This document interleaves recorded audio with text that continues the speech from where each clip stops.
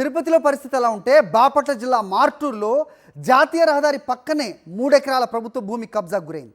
Revenue అధికారుల సహకారంతో TDP నాయకులు ఈ ప్రభుత్వ భూమిని ఆక్రమించుకున్నట్టుగా అఖిల భారత విప్లవ రైతు సంఘం రాష్ట్ర నేత మహమ్మద్ బాషా కలెక్టర్కు ఫిర్యాదు చేశారు.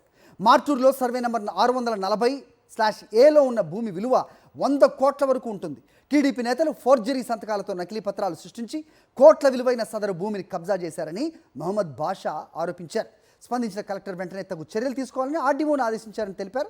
స్థానిక ఎమ్మెల్యే కూడా ఈ విషయంపై తగు చర్యలు తీసుకోవాలని కోరారు.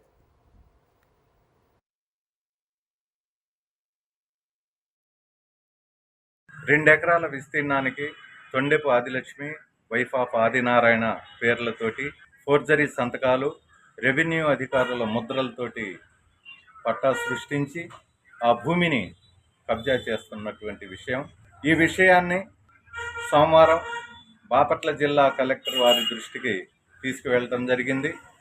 కలెక్టర్ స్పందించి తగు చర్యల నిమిత్తం ఆర్డీఓ గారికి తెలియజేశారు.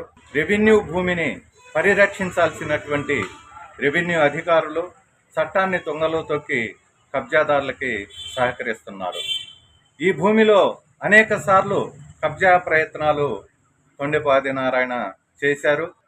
ప్రస్తుతం తెలుగుదేశం పార్టీ అధికారంలోకి రావడంతో తనకు ఎదురు లేదని చెప్పి ఈ భూమిని యథేచ్ఛగా దోపిడీ చేస్తూ ఉన్నారు.